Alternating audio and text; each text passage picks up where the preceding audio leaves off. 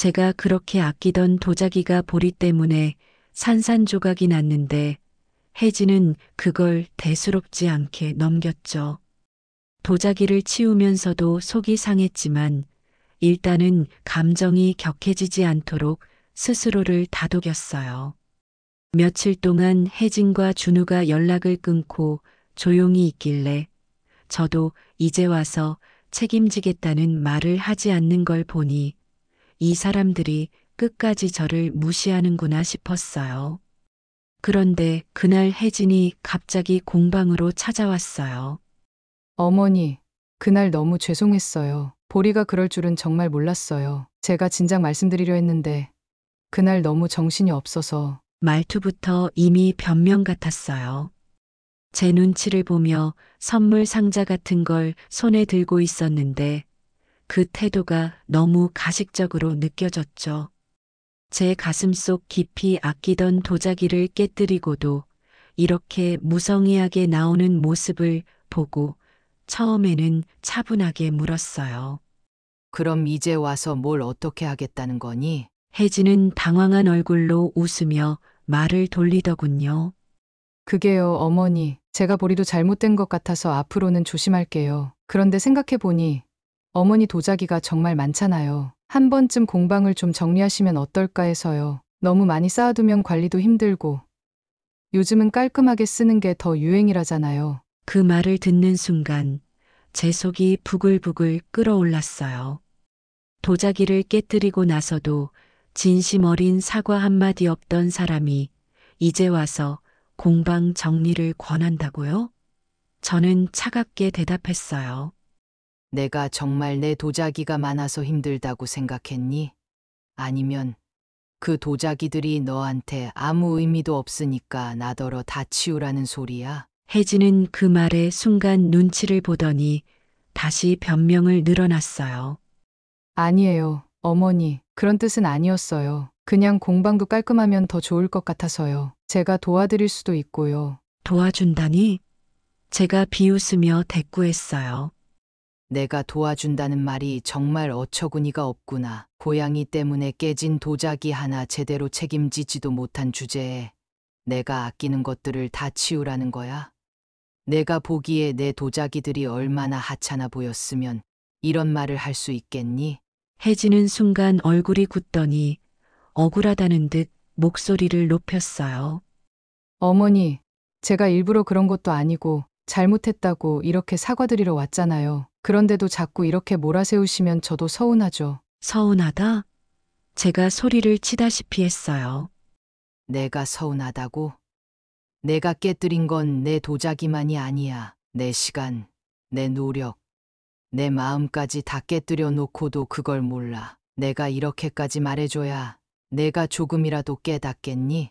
혜진은 더 이상 참지 못한 듯 목소리를 높이며 맞받아쳤어요. 어머니도 너무하신 거 아니에요? 그렇게 중요하신 거였으면 미리 말씀하셨으면 되잖아요. 고양이가 실수한 건데 왜 자꾸 저한테만 뭐라고 하세요? 그 말을 듣는 순간 제 속이 터질 것 같았어요. 저는 손을 허리에 얹고 혜진을 똑바로 쳐다보며 단호히 말했어요. 내가 말하지 않았다고, 내가 몰랐다고? 내가 정말 미안했다면 이런 말은 못했을 거야. 내가 내 도자기의 가치를 모른다고 말했을 때 이미 다 알았어. 넌 나도, 내가 가진 것도 존중하지 않는다는 걸. 이제 와서 공방 정리니 뭐니 말도 안 되는 소리로 나를 설득하려 들지 마. 이게 무슨 일인가요? 사연자 정영자님이 며느리와 갈등이 심하신 것 같은데요. 대체 무슨 일이 있었는지 어쩌다가 이렇게까지 갈등이 심해진 것인지 오늘의 사연 들어보겠습니다. 사연 들으시기 전에 구독을 누르시면 건강과 평안을 얻게 되실 거예요. 안녕하세요. 저는 정영자라고 합니다. 제가 어떤 사람인지부터 이야기를 시작해 볼게요. 평생 흙과 살았고 도자기를 빚는 일이 제 삶의 전부라고 말할 수 있어요.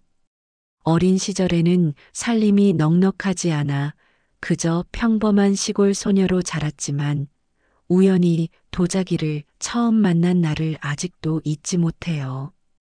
그때 흙 한 줌을 손으로 만져보았는데 세상에, 그 속에서 무한한 가능성을 느꼈던 기억이 지금도 생생합니다. 그날 이후로 흙을 만지는 순간만큼은 제가 온전히 자유로울 수 있었고 그 자유가 제 인생을 이끌어왔어요. 결혼 후에는 아이를 키우고 가족을 위해 살며 잠시 도자기를 놓아야 했던 시절도 있었어요. 하지만 아이들이 조금 자라고 나서 다시 공방을 열 수 있었죠. 남편은 제가 하는 일을 크게 이해하지는 못했지만 한 가지는 분명했어요.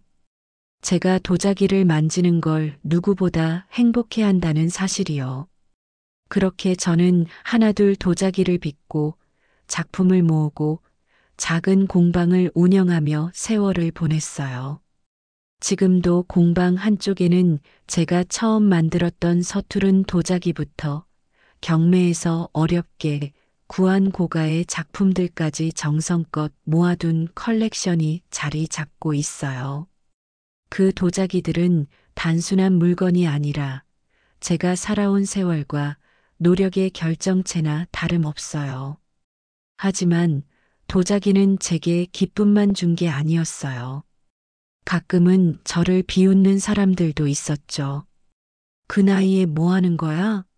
라며 뒷말을 하는 사람도 있었고, 어떤 사람은 제 도자기를 쓸모없는 돌덩이에 비유하기도 했어요. 하지만 저는 그 말을 귀담아 듣지 않았어요. 제가 사랑하는 일을 누군가 이해하지 못한다고 해서 제가 손을 멈출 이유는 없으니까요. 사실 이런 이야기를 할 때마다 생각나요. 제가 공방을 운영하며 겪은 많은 사건 중 하나가 아직도 제 마음 한구석에 묵직하게 자리 잡고 있어요. 이 이야기를 들으시면 왜 제가 지금 이렇게 강해졌는지, 또 왜 제 도자기들이 단순한 물건 이상의 의미를 가지게 되었는지 알게 되실 거예요. 며칠 전 아들 준우와 며느리 혜진이 갑작스럽게 공방에 찾아왔어요. 그날따라 손주들까지 함께였죠. 아이들은 오랜만에 봐도 늘 밝고 귀여워요. 제게는 그저 사랑스러운 손자들이죠. 혜진은 항상 깔끔하고 단정한 모습인데 이날은 조금 초조해 보였어요. 아이들이 저희 집에 들어오자마자 왁자지껄하게 뛰어다니기 시작했어요. 저는 공방에서 잠시 손을 놓고 차를 준비하며 혜진과 대화를 나누기 시작했어요. 그날 무슨 일이 있었는지, 왜 혜진이 초조했는지 다 알기까지는 시간이 좀 걸렸죠. 제가 아이들과 혜진을 맞이하고 있는데 준우가 뒤늦게 들어왔어요. 도자기를 좋아하는 아빠와 달리 준우는 어릴 때부터 흙 만지는 걸 별로 좋아하지 않았어요. 지금도 제 공방에 오는 일은 손에 꼽히죠. 그런데 이날은 분위기가 조금 달랐어요. 준우와 혜진은 서로 눈치를 보며 무언가를 말하려는 듯 했어요. 제가 먼저 물었죠. 무슨 일로 이렇게 왔느냐고요. 그러자 혜진이 본론으로 들어가기 시작했어요. 제가 손주들과 아들, 며느리를 맞이하며 차를 내왔더니 혜진이 초조한 얼굴로 입을 열었어요. 어머니, 저희가 이번 주말에 중요한 일이 있어서요. 애들이랑 보리를 잠깐만 봐주실 수 있을까요? 그 보리라는 게 며느리가 키우는 고양이라는 걸 알았을 때 저는 솔직히 조금 당황했어요. 제 공방의 고양이라니요. 도자기를 만지는 사람에게 고양이는 특히 신경 써야 하는 존재예요. 털이 날리고 도자기 건조 과정에서 문제가 생길 수도 있고 무엇보다 공방의 좁은 공간에서는 사고가 날 가능성이 크죠. 제가 며느리에게 고양이를 맡기는 건 조금 어렵겠다고 했더니 혜진은 바로 손사래를 치며 이렇게 말했어요. 어머니, 보리는 정말 얌전한 아이예요. 사고도 안 치고 애들처럼 귀찮게 굴지도 않아요. 그냥 구석에 조용히 있을 거예요. 그 말을 듣는 순간 솔직히 조금 기분이 상했어요. 제가 보리와 며느리를 못 믿어서가 아니라 공방이라는 공간이 얼마나 민감한지 이해하지 못하는 태도가 눈에 보였거든요. 그래도 손주들을 맡길 상황이라니 거절하기도 어려웠어요. 결국 저는 알겠다고 했고 고양이 보리와 함께 손주들을 맡기로 했어요. 하지만 그때부터 불안한 마음이 가시질 않았어요. 혜진과 준우가 떠나고 손주들과 보리를 데리고 공방으로 들어갔어요.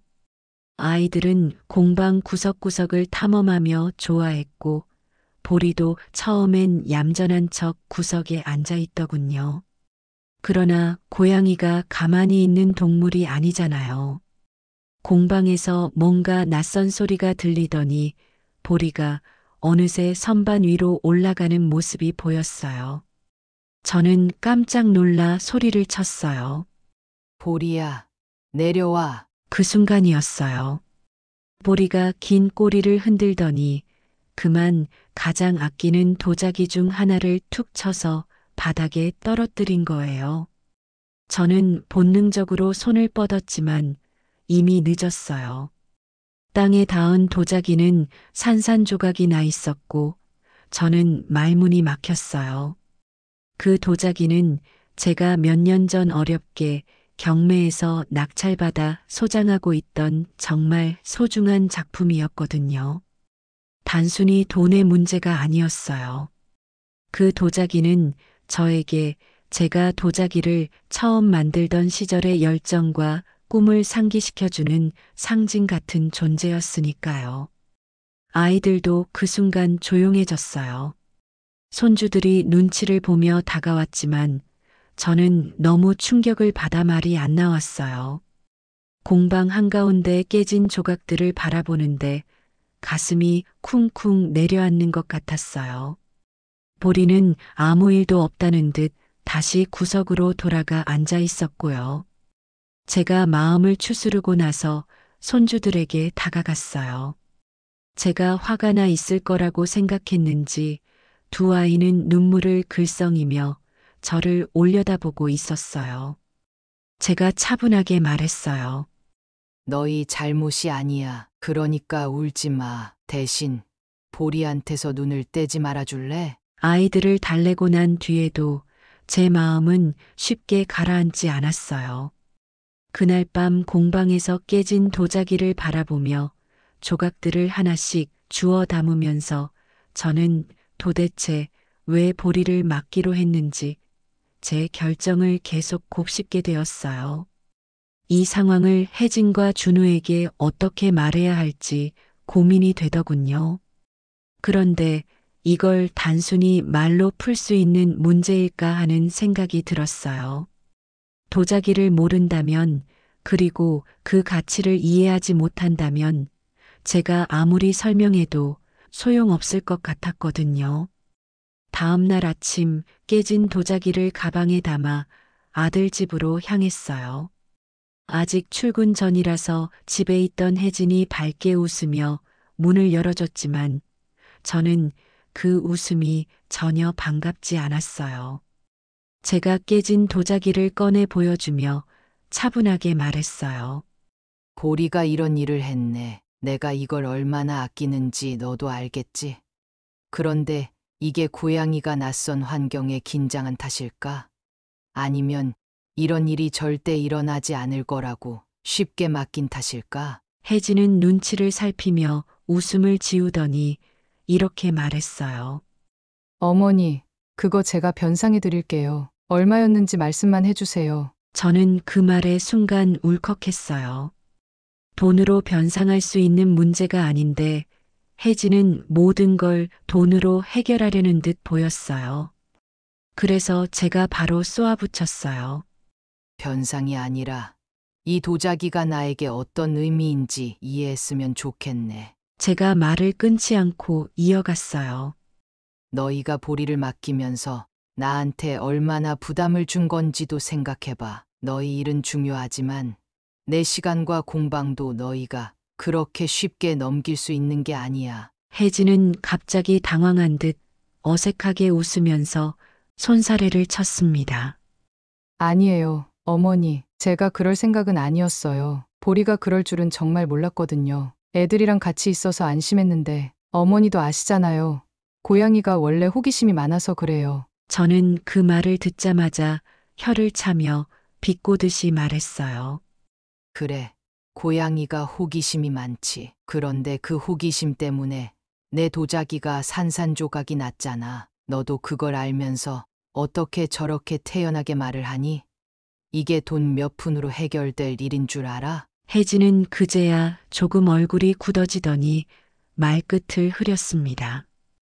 그러더니 갑자기 뜬금없는 소리를 하기 시작했어요. 그런데 어머니, 이참에 도자기 좀 정리하시는 건 어떠세요?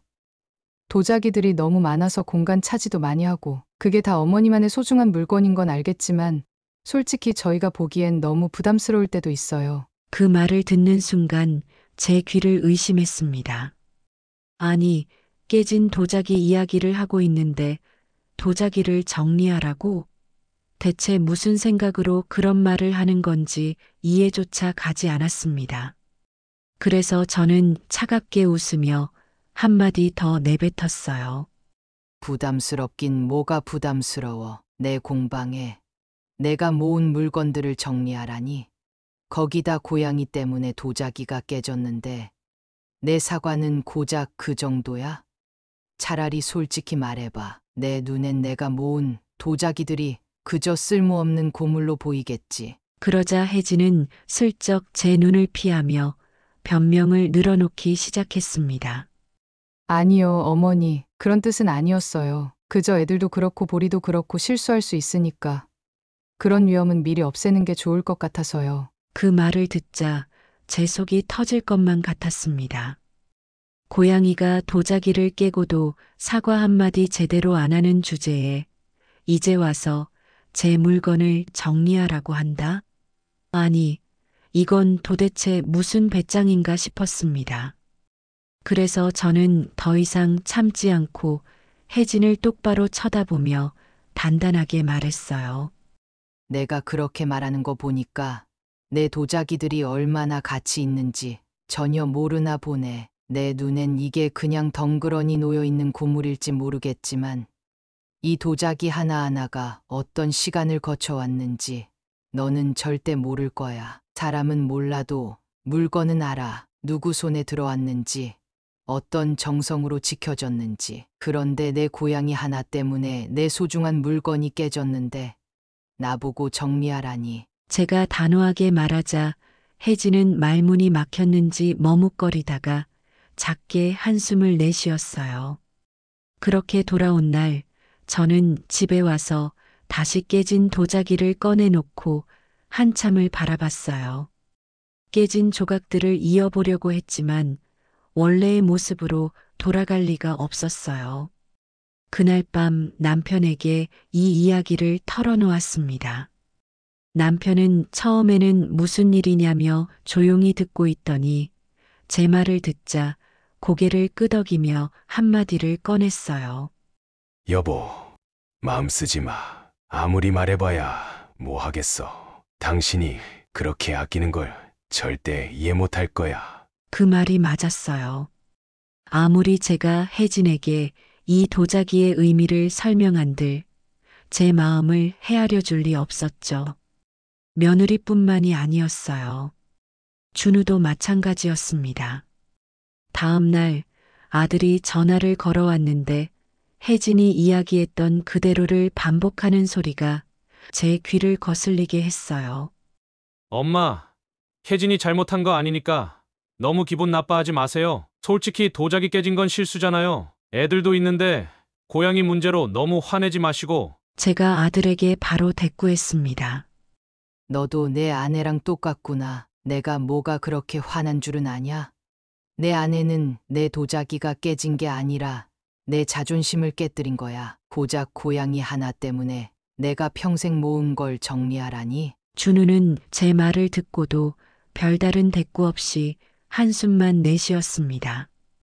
대체 언제부터 제 물건이, 제 공간이 이렇게 가벼운 취급을 받게 된 걸까?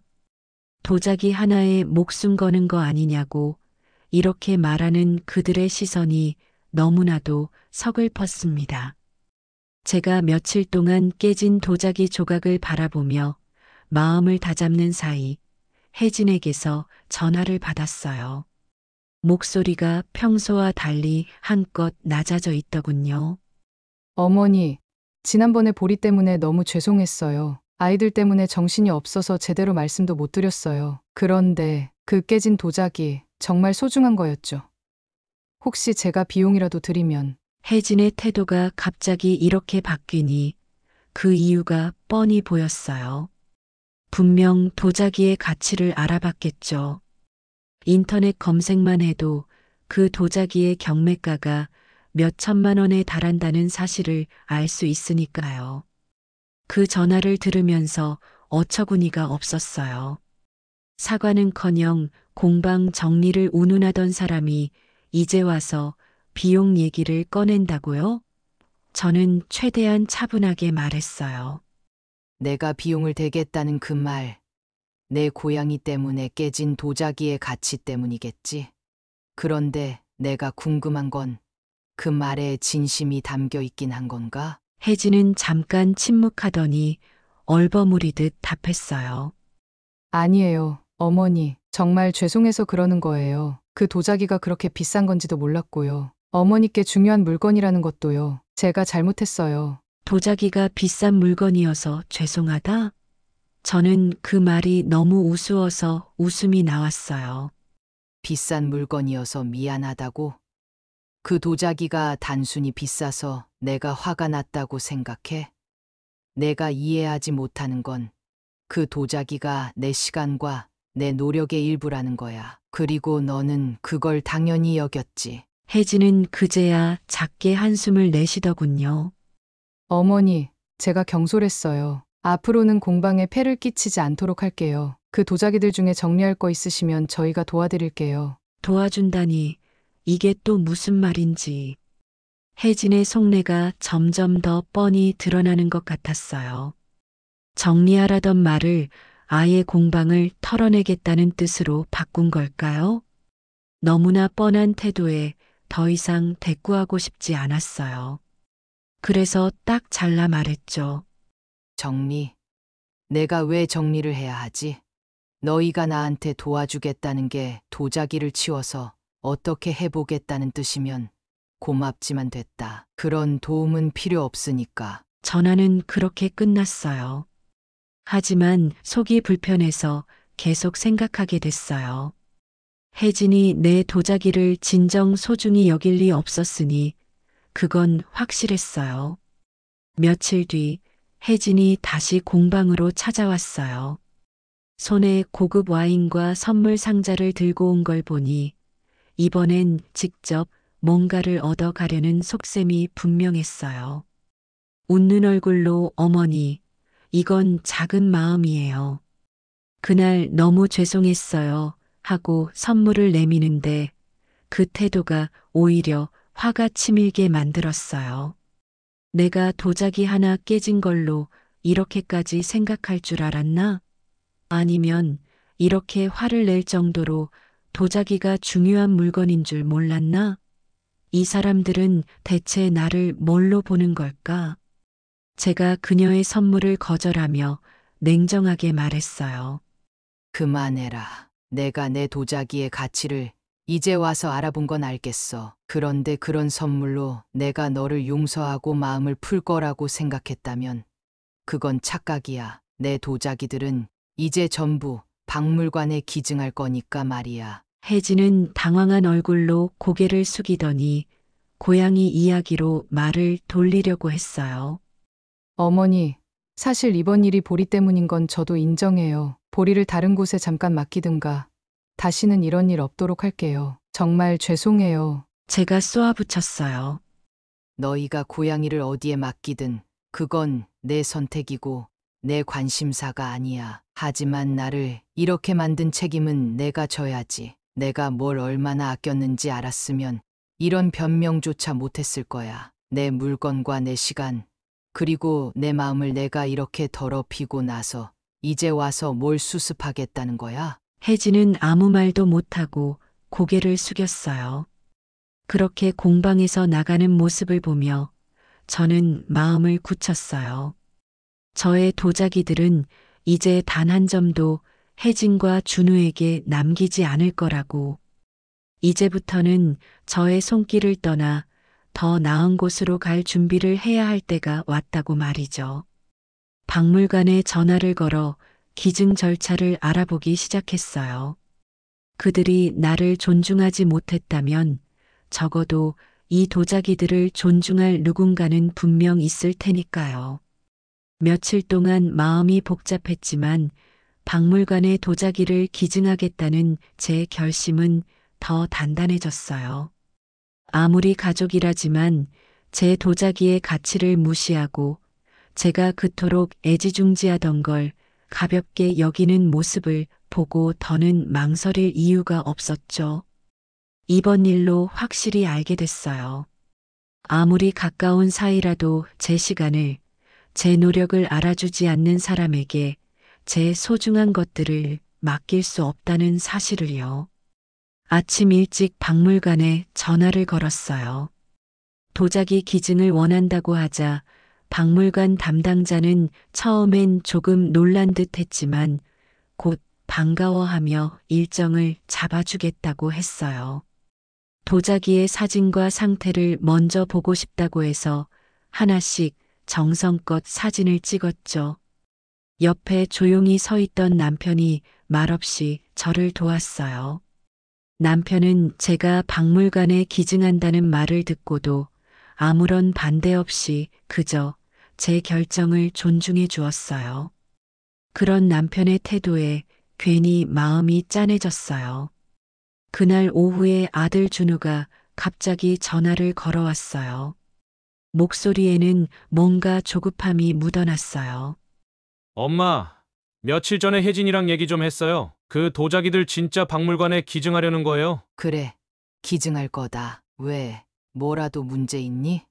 제가 단호하게 대답하자 준우는 잠깐 말이 없더니 조심스럽게 말을 꺼냈어요. 엄마, 사실 혜진이 많이 후회하고 있어요. 도자기가 그렇게 소중한 건지 몰랐다고요. 솔직히 말해서 그 도자기들 다 팔면 꽤 큰 돈이 될 수도 있는 거잖아요. 그런데 박물관에 그냥 기증하는 건 너무 아깝지 않아요? 준우의 말에 순간 피식 웃음이 나왔어요.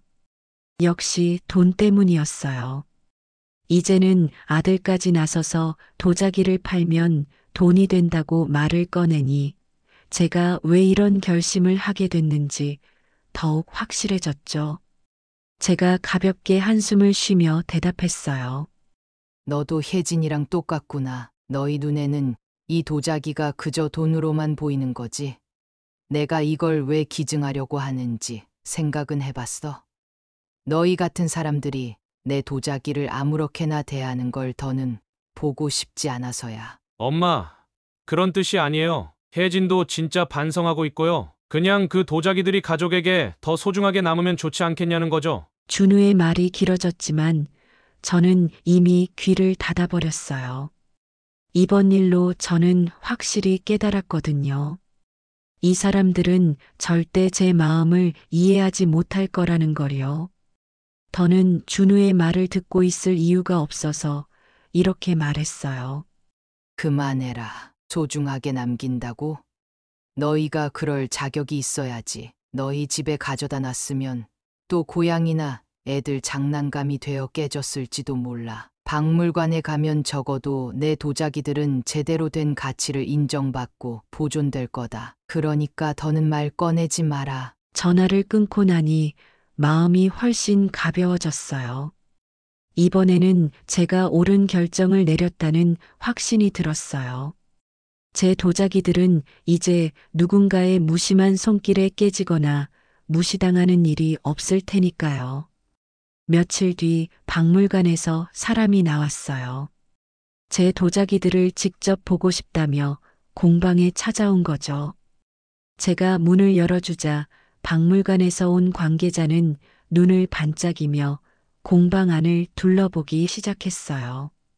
와, 정말 대단하시네요. 이렇게까지 귀한 도자기들을 개인이 소장하고 계셨다니요. 하나하나 너무 훌륭합니다. 그 말을 들으니 제 가슴 한구석이 뭉클해졌어요. 그동안 가족에게는 쓸모없는 물건, 부담스러운 고물 취급을 받았던 제 도자기들이 누군가의 눈에는 이렇게 가치 있게 보인다는 사실이 너무나 기뻤어요. 이 도자기들은 제가 평생을 걸어 모은 것들이에요. 제가 살아온 시간과 정성이 모두 여기에 담겨 있어요. 관계자는 제 말을 진지하게 듣더니 고개를 끄덕이며 말했어요. 정말 감동적입니다. 이렇게 귀한 물건들을 기증해 주신다면 저희 박물관에서도 그 가치를 잃지 않도록 잘 보존하고 전시할게요. 많은 사람들이 선생님의 노고를 알게 될 겁니다. 그 말을 듣는 순간 제 마음이 완전히 놓였어요. 제가 애지중지하던 것들이 마침내 제대로 된 자리를 찾게 되었으니까요. 저는 도자기 하나하나를 조심스럽게 포장하며 말했어요. 이제 이 아이들도 제 손을 떠날 때가 됐네요. 가서 더 많은 사람들에게 보여주고 사랑받을 수 있었으면 좋겠어요. 포장을 마치고 도자기들을 트럭에 실어 보내는 순간 그동안 쌓였던 마음의 응어리가 눈 녹듯 사라지는 기분이었어요. 남편도 조용히 저를 옆에서 바라보더니 말했어요. 여보, 잘했어. 이번에야말로 정말 잘한 결정이야. 저는 남편의 손을 꼭 잡으며 미소를 지었어요. 이제는 후회도 미련도 없었어요. 제 도자기들이 더 이상 무시당하지 않고 그 가치를 인정받는다는 것만으로도 충분했으니까요. 그날 저녁 준우가 다시 전화를 걸어왔어요. 이번에는 한껏 조심스러운 목소리였어요. 엄마, 박물관에 진짜 기증하셨다면서요? 혜진이도 듣고 깜짝 놀라더라고요. 엄마 뜻을 이제 알겠어요. 저희가 너무 가볍게 생각했나 봐요. 그래도 저는 더는 그 말에 마음이 흔들리지 않았어요. 늦게 깨달아도 괜찮다. 하지만 앞으로는 내 시간을, 내 물건을 너희 마음대로 평가하지 마라. 나는 내가 사랑하는 걸 지키기 위해서 이 결정을 한 거야. 그렇게 전화를 끊고 나니 창밖의 하늘이 유난히 맑아 보였어요. 이제 제 도자기들도 새로운 곳에서 더 많은 사람들의 사랑을 받게 되겠죠. 저 역시 그동안 미뤄두었던 제 삶을 다시 찾아갈 겁니다. 도자기와 함께 흘러간 시간들만큼 앞으로의 제 시간도 소중하게 채워나갈 거예요. 박물관에 도자기를 기증하기로 결심한 뒤에도 제 마음 한구석에는 아들 준우와 며느리 혜진에 대한 실망감이 남아 있었어요. 도자기를 보내는 일 자체는 저에게 더는 미련이 없었지만 가족에게조차 제대로 된 존중을 받지 못했다는 사실은 여전히 마음을 무겁게 했죠. 기증 절차는 생각보다 간단했어요. 박물관에서 담당자가 와서 모든 작품의 상태를 확인하고 기증 계약서를 작성한 뒤 도자기들을 조심스럽게 포장해 갔어요. 트럭이 떠나는 걸 보며 가슴이 시원섭섭했지만 후회는 없었어요. 오히려 제 소중한 것들이 더 많은 사람에게 존중받고 사랑받을 거라는 확신이 저를 위로했죠. 문제는 그 후로 시작됐어요. 도자기를 보낸 지 며칠이 지나고 박물관에서 제 도자기 컬렉션을 특별 전시로 준비한다는 소식이 전해졌어요. 담당자가 고맙다며 전화를 걸어왔어요. 선생님의 도자기들은 정말 특별합니다. 하나하나 너무나 귀하고 아름다워서 많은 사람들이 감탄할 거예요. 전시가 시작되면 꼭 오셔서 첫날을 함께 해주셨으면 좋겠습니다. 그 전화를 끊고 나니 갑자기 아들이 떠올랐어요.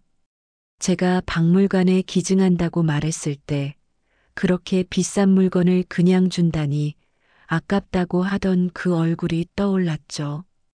그 말이 얼마나 비뚤어진 생각에서 나왔는지 알았기 때문에 아들이 이후로 무슨 말을 해도 믿음이 가지 않았어요. 그런데 전시 준비 소식이 전해지면서부터 아들과 며느리의 태도가 갑자기 바뀌기 시작했어요.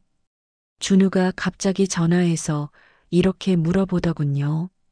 엄마, 박물관 전시 소식 들었어요. 거기 이름도 남겨주신다고 하던데요. 우리 가족 이름으로 기증한 걸로도 될까요? 제가 그 말을 듣는 순간 기가 막혔어요.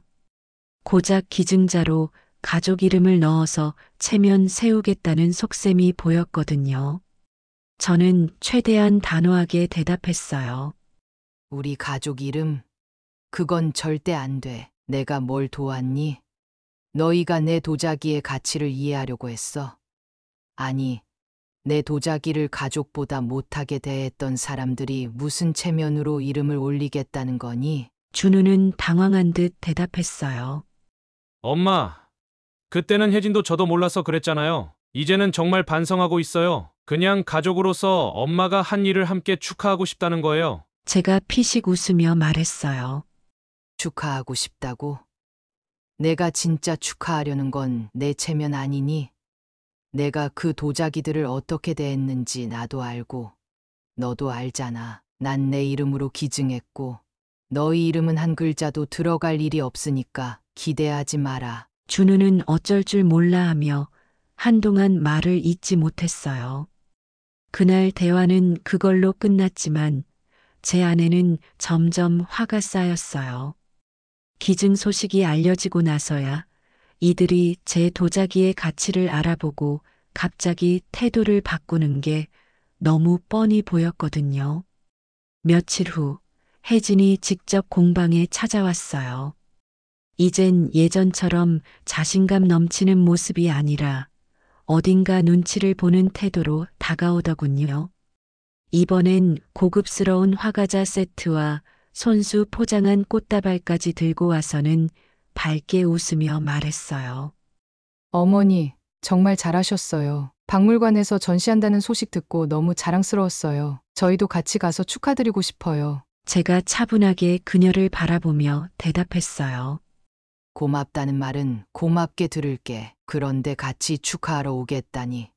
그건 내가 스스로 부끄러움을 모르는 거야. 내가 정말 진심으로 반성했다면 이러지 않을 거야. 너희가 내 도자기에 무슨 짓을 했는지, 그리고 나를 어떻게 대했는지, 이제 와서 잊은 건 아니겠지? 혜진은 순간 말을 잃고 당황한 표정을 지었어요. 그러더니 얼버무리듯 말을 이어갔어요.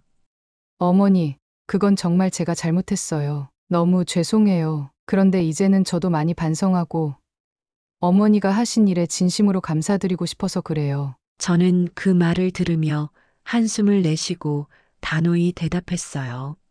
그래, 반성했다는 말은 이제 그만 듣자. 내가 내 도자기의 가치를 뒤늦게 알아보고 태도를 바꾼 건 알겠어. 하지만 그건 내 반성 때문이 아니라 내 욕심 때문이야. 내 도자기들을 비싼 물건으로만 본 내 눈에는 여전히 내 진짜 마음은 보이지 않겠지. 혜진은 더는 말을 잇지 못하고 고개를 숙였어요. 그 모습을 보며 저는 더 확실히 알게 됐어요. 제 도자기들을 지켜줄 수 있는 사람은 오직 저 자신뿐이라는 거요. 박물관 전시날이 다가오면서 저는 마음이 한결 가벼워졌어요. 도자기들은 더 이상 이 사람들의 손길에 더럽혀지지 않을 거고 제가 그토록 사랑했던 것들이 마침내 제대로 된 자리를 찾았다는 생각에 기분이 좋아졌죠. 전시 첫날에 초대를 받았지만 굳이 가지 않기로 했어요. 저는 이미 제 할 일을 다 했고 그걸로 충분했으니까요. 대신 남편과 조용히 집에 앉아 차 한 잔을 마시며 그동안의 이야기를 나눴어요. 남편은 제 결정을 끝까지 지지해줬고 저는 그게 무엇보다 고마웠어요.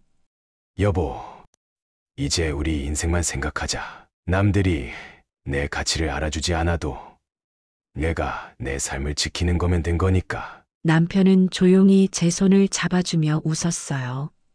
그 순간 저는 오랜 시간 동안 짊어져 왔던 무게를 내려놓는 듯한 평온함을 느꼈어요. 제 도자기들은 이제 새로운 주인을 만나 사랑받겠지만 저는 남편과 함께 새로운 시간을 만들어 갈 거예요. 이제는 가족에게 미련 두지 않고 저 자신을 더 아끼며 살아가기로 다짐했어요. 도자기를 박물관에 기증한 뒤 제 마음은 한결 가벼워졌어요. 이젠 더 이상 가족에게 실망할 일도 없고 도자기들이 애물단지가 아니라 온전히 빛나는 가치를 인정받을 곳으로 갔으니 말이에요. 하지만 그렇게 끝나지 않더군요. 준우와 혜진은 여전히 전시회 소식을 들먹이며 저에게 잘 보이려고 애를 쓰는 모습이 역력했어요. 며칠 전 준우가 뜬금없이 집으로 찾아왔어요. 얼굴에는 뭔가 할 말이 많다는 표정이 가득했어요. 손에는 고급 커피 세트를 들고 있었고요. 집 안으로 들어오더니 이런저런 얘기를 꺼내며 결국 본론으로 들어갔어요. 엄마, 전시회가 정말 크게 준비된 것 같더라고요. 기사도 났던데 봤어요? 엄마 이름도 나오고 엄청난 전시회라고 하던데. 제가 담담하게 대답했어요. 그래, 기사 봤다. 기증을 하긴 했으니 관심 가져주는 건 고맙지. 준우는 계속 이야기를 이어가며 점점 본심을 드러내기 시작했어요. 그런데 엄마, 이런 전시회에 가족도 같이 가야 하는 거 아니에요? 혜진도 그러더라고요. 엄마랑 같이 전시회 가서 축하도 하고 가족 사진도 찍으면 좋겠다고요. 그 말을 듣는 순간 속으로 한숨이 나왔어요. 축하를 빌미로 전시회에서 체면을 세우려는 의도가 뻔히 보였거든요. 제가 준우를 똑바로 바라보며 물었어요. 전시회에 너희가 왜 가야 하니? 내가 도자기를 지키는데 한 손이라도 보탠 적 있어? 아니면 내가 나 대신 도자기 가치를 높여준 적이라도 있니? 준우는 당황한 얼굴로 더듬거리며 말했어요. 아니, 그런 건 아니지만 그래도 가족인데 같이 축하해야 하는 거잖아요. 엄마 이름이 나오면 우리도 같이 자랑스러울 수 있잖아요. 그 말을 듣는 순간 더는 참을 수 없었어요. 제 자랑을 가족의 자랑으로 덮으려는 속셈이 눈에 빤히 보였거든요. 제가 단호히 말했어요. 자랑스러운 건 좋다. 그런데 자랑하려면 내가 내 도자기들에 얼마나 무관심했는지부터 먼저 반성해야겠지. 내가 내 도자기를 얼마나 하찮게 여겼는지 잊은 건 아니겠지. 도자기가 깨졌을 때도 내가 그걸 얼마나 아끼는지 너희는 이해하려고도 하지 않았어. 이제 와서 전시회가 크다고 하니까 가족이니 축하니 하는 게 우습지도 않니? 준우는 한동안 아무 말도 하지 못하고 눈치만 봤어요. 전에는 이런 태도에 마음이 약해졌겠지만 이번엔 아니었어요. 저는 차분하게 말을 이어갔어요. 내가 진짜 축하하고 싶으면 이 전시회가 있기까지 내가 어떤 마음으로 이 도자기들을 지켜왔는지부터 이해하려고 해. 그리고 가족 이름으로 뭘 남기려고 하지 말고 내 스스로 부끄러움을 느껴라. 준우는 결국 말을 잇지 못하고 고개를 끄덕이며 집을 나갔어요. 그의 뒷모습을 보며 저는 속이 후련하면서도 어쩐지 씁쓸했어요. 이렇게까지 해야 제 말을 이해할까 싶었거든요. 그날 저녁 혜진에게서 문자가 왔어요. 한동안 뜸하더니 이번에는 아주 길게 써서 보내왔더군요. 어머니, 이번엔 정말 사과드리고 싶어요. 제가 그동안 너무 경솔하게 행동했던 것 같아요. 도자기가 어머니께 얼마나 중요한지 이제는 조금 알 것 같아요. 전시회에 꼭 같이 가서 어머니를 응원하고 싶어요. 저는 그 문자를 보고 피식 웃음이 나왔어요. 이제는 너무 뻔해서 화조차 나지 않았어요. 제가 답장을 보냈어요. 응원이 필요 없으니 오지 마라. 내가 필요한 건 내 응원이 아니라 내가 살아온 시간을 존중해 주는 사람이야. 그건 내가 전혀 몰랐던 거고 앞으로도 모를 것 같구나. 그리고 다음 날 박물관에서 전시회 초대장이 도착했어요. 담당자가 직접 쓴 편지가 함께 들어 있었죠. 선생님, 귀하의 도자기들이 너무나 많은 사람들에게 감동을 주고 있습니다. 이 모든 작품은 선생님의 이름과 함께 영원히 기억될 것입니다. 그 편지를 읽으며 저는 정말 뿌듯했어요. 박물관에서도 제 도자기들을 진심으로 존중하고 소중히 여겨주는 게 느껴졌거든요. 저는 초대장을 테이블 위에 두고 남편과 함께 조용히 차를 마셨습니다. 여보, 이제 이걸로 됐어. 내 도자기들은 제자리를 찾았고 나는 내 마음도 정리했어. 우리 둘이서 더는 얽히지 말고 편히 살아가자. 남편이 조용히 제 손을 잡으며 고개를 끄덕였어요. 저는 그 손을 꼭 잡으며 미소를 지었어요. 이제 제 도자기들은 더 이상 가족이라는 이름 아래 이용당하지 않을 거예요. 그리고 저는 제 삶을 존중받으며 살아갈 겁니다. 그것만으로도 충분히 만족스러우니까요. 오늘의 사연 들으시고 어떤 생각이 드셨나요? 사연자분께 해주고 싶으신 말씀 있으시면 댓글 부탁드리고 구독을 누르시면 여러분께 내일 좋은 소식이 찾아올 거예요. 그럼 다음 사연에서 만나 뵙겠습니다. 감사합니다.